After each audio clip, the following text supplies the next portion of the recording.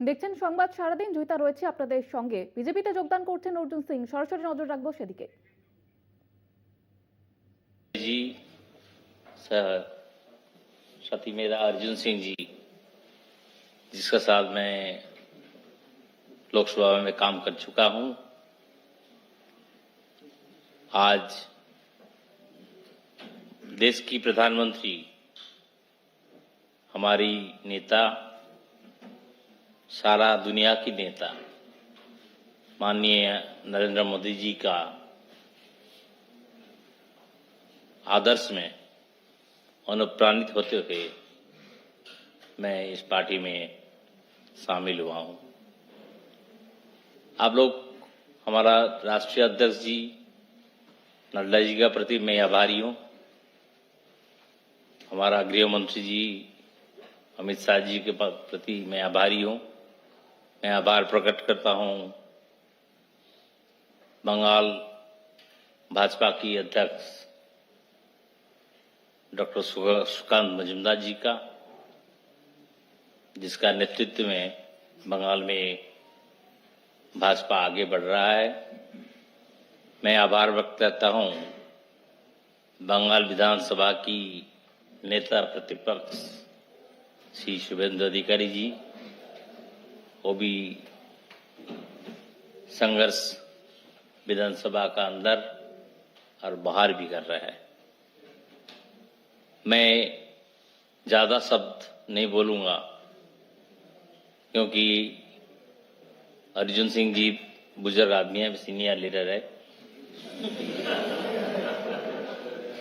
मेरा से तो बड़ा है, स्वाभाविक कारण में अर्जुन सिंह जी ज्यादा बोलेंगे।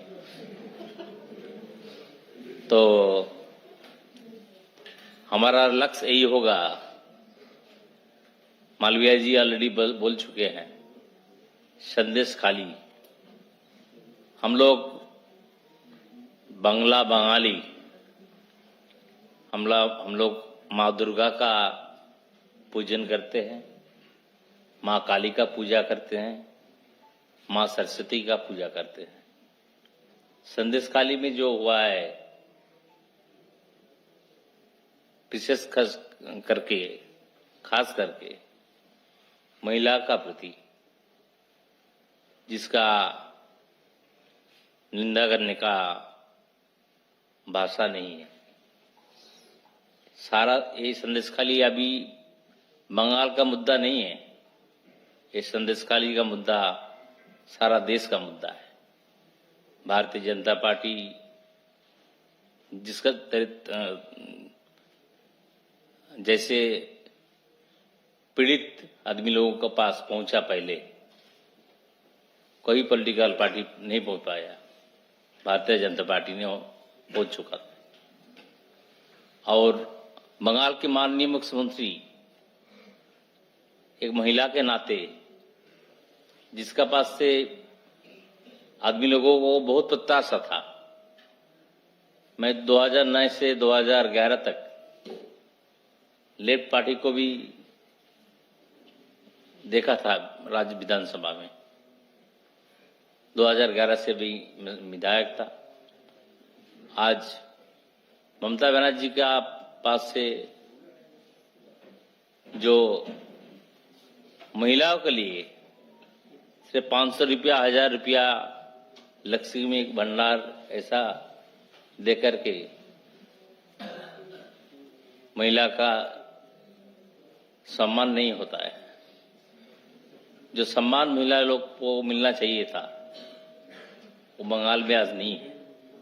रूल ऑफ लॉ नहीं है। सुप्रीम कोर्ट भी कई बार भुआ आदेश दिया है, नेशनल ह्यूमन राइट्स कमीशन बोला है, SC/ST कमीशन बोला है, वुमेन कमीशन बोला है। सबसे और ज्यादा बात नहीं आगे बढ़ेंगे, क्योंकि हमारा काम होगा एक भाजपा का कार्यकर्ता का नाते जमीन में रह के पार्टी को आगे ले जाने के लिए मोदी जी को 400 इस बार 400 पार करने के लिए जो भी कशिश उठाना का जरूरत पड़ेगा, एक छोटा कार्यकर्ता का नाते मैं वही काम करूंगा और ज्यादा नहीं बोलने का है। सबको धन्यवाद आप लोगों को। मेरा निवेदन माननीय अर्जुन सिंह जी से है, आप तो शब्द रखें। माननीय सांसद अर्जुन सिंह जी। धन्यवाद। मैं भारतीय जनता पार्टी के माननीय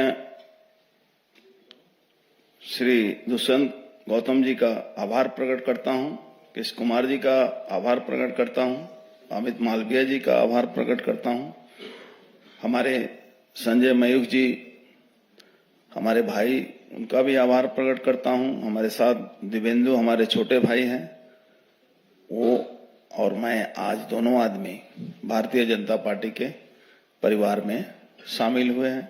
माननीय राष्ट्रीय अध्यक्ष नड्डा जी के को अभिनंदन है मेरा। हमारे प्रधानमंत्री नरेंद्र मोदी जी के जो पूरे दुनिया में जो एक बलिष्ठ नेतृत्व जो सामने आया, हमारे अमित शाह जी जो होम मिनिस्टर हैं, पूरे देश के अंदर जिस तरह से देश को मजबूत बनाने के लिए जो कार्य है, सभी कार्यों को सामने रखते हुए उसी प्रेरणा से प्रेरित होकर मैं बीच में 19 में जब सांसद हुआ था, उसके बाद 21 साल में 2021 में जिस तरह से पोस्ट पोल वायलेंस के बाद पूरे बंगाल में जिस तरह से अत्याचार, जुल्म, गुंडागर्दी, राहजनी, हजारों कार्यकर्ताओं की नौकरी जिस तरह से चली गई, 50 से ऊपर लोगों की हत्या हुई, सुप्रीम कोर्ट ने आदेश दिया, वहां सीबीआई की इंक्वायरी शुरू हुई। उस पोस्ट पोल वायलेंस में हमारे क्षेत्र में सबसे ज्यादा, सबसे अधिक लोगों को झेलना पड़ा और उसी अत्याचार के तहत अपने ऊपर तो अत्याचार हुआ, उसको मैं किसी भी तरह से झेल रहा था, लेकिन कार्यकर्ताओं को बचाने के लिए कुछ दिन तक मुझे थोड़े से समय के लिए पार्टी से थोड़ी दूरी बनानी पड़ी। कार्यकर्ता जिस तरह से मारे जा रहे थे, हत्या हुई थी और बहुत मुश्किल से उनके लिए रोजी रोटी की व्यवस्था हमारी पार्टी भी कर रही थी और थोड़े बहुत सामर्थ्य में मैं भी कोशिश कर रहा था। लेकिन मैंने ये देखा कि सरकारी तृणमूल पार्टी जो पश्चिम बंगाल की है, जो तृणमूल की सरकार जो वहां है, उसको कोई मतलब नहीं है। वो सिर्फ और सिर्फ पुलिस और गुंडों के बल पर अत्याचार करके शासन में बने रहना चाहती है। और उसका ताजा नमूना हम लोगों ने संदेश खाली में देखा। आपको मैं बताऊं, एक संदेश खाली नहीं, पूरा बॉर्डर इलाका से लेकर पूरे बंगाल का हर विधानसभा कहीं ना कहीं संदेश खाली की तरह वहां के लोग जी रहे हैं। माताएं बहनों के ऊपर अत्याचार हो रहा है, आप प्रतिबाद नहीं कर सकते हैं, आप किसी को बोल नहीं सकते हैं, आपकी एफआईआर नहीं लिखी जाएगी, आपका कोई कंप्लेन नहीं लिखा जाएगा। इस तरह का अत्याचार शायद ही दुनिया में, भारतवर्ष में तो छोड़ दीजिए, दुनिया में कहीं आपको देखने को नहीं मिलेगा। और भारतीय जनता पार्टी के परिवार को जो नेतृत्व है, उनको मैं अभिनंदन करता हूं कि मैं जो थोड़े समय के लिए मैं सक्रियता मेरी भारतीय जनता पार्टी के साथ नहीं थी, उसके बावजूद भी मैं जब संदेश खाली की घटना के बाद बहुत उत्तेजित होने के कारण मैं जब पार्टी से संपर्क किया कि इस तरह से चुपचाप बैठा नहीं जा सकता है, हमारे लिए हम प्रतिवाद भी नहीं कर सकते हैं, हम बोल भी नहीं सकते हैं, हम फिर से भारतीय जनता पार्टी में अपना योगदान देना चाहते हैं। अगर आपका आशीर्वाद रहे तो निश्चित रूप से नरेंद्र मोदी जी जो हमारे प्रधानमंत्री हैं, जिस तरह से पूरे भारतवर्ष को आगे ले जा रहे हैं, बंगाल में अगर इस कुशासन से मुक्ति पाना है तो एकमात्र रास्ता है हमारे प्रधानमंत्री जी वो जितना मजबूती से इस पश्चिम बंगाल को बचाने की कोशिश कर रहे हैं और आने वाले दिन में उन्हीं के हाथ से ये बंगाल का उद्धार भी होगा और इस अत्याचारी शासन का अंत भी होगा, जहां प्रशासन और गुंडे एक साथ मिलकर अपराध को अंजाम देते हैं।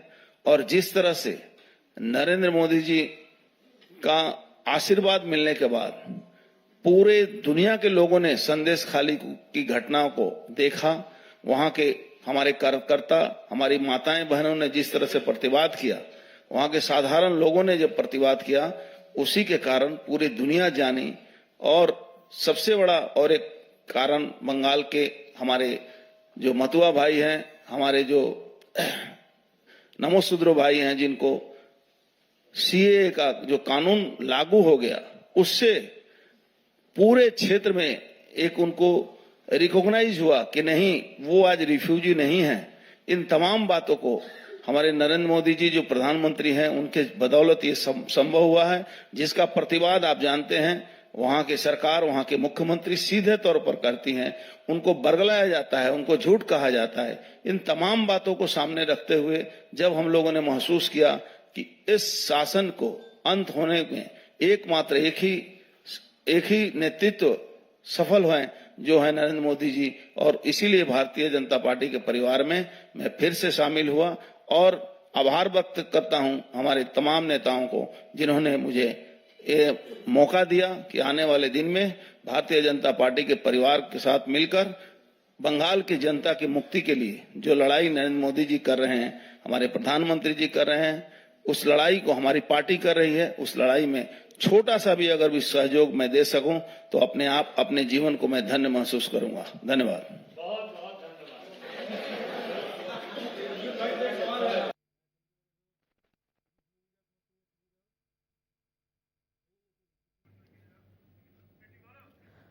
বিজেপিতে যোগ দিলেন অর্জুন সিং, দিবেন্দু অধিকারী। যেমনটা দেখা যাচ্ছিল বেশ কয়েকদিন ধরে তৃণমূলের বিরুদ্ধে ক্ষোভ উগরে দিচ্ছিলেন অর্জুন সিং এবং যে জল্পনা চলছিল এতদিন ধরে সেই জল্পনার কার্যত অবসান।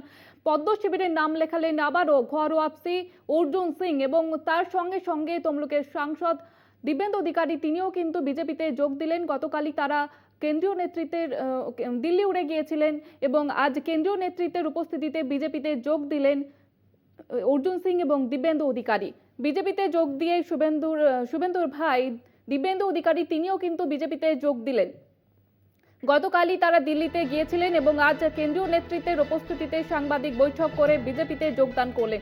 বেশ কয়েকদিন ধরেই কিন্তু এই জল্পনায় উঠছিল অর্জুন সিং, তিনি ক্ষোভ উগরে দিয়েছিলেন তৃণমূলের বিরুদ্ধে, তাকে টিকিট না দেওয়ায় ক্ষোভ উগরে দিয়েছিলেন অর্জুন সিং এবং গতকালই যেমনটা জানিয়েছিলেন তিনি যে তিনি বিজেপিতেই যোগ দিচ্ছেন এবং তার সঙ্গে সঙ্গে একজন হেভিওয়েটও তিনি বিজেপিতে যোগ দেবেন। সেই মতোই কিন্তু আজকে দেখা গেল অর্জুন সিং তিনি বিজেপিতে যোগ দিলেন।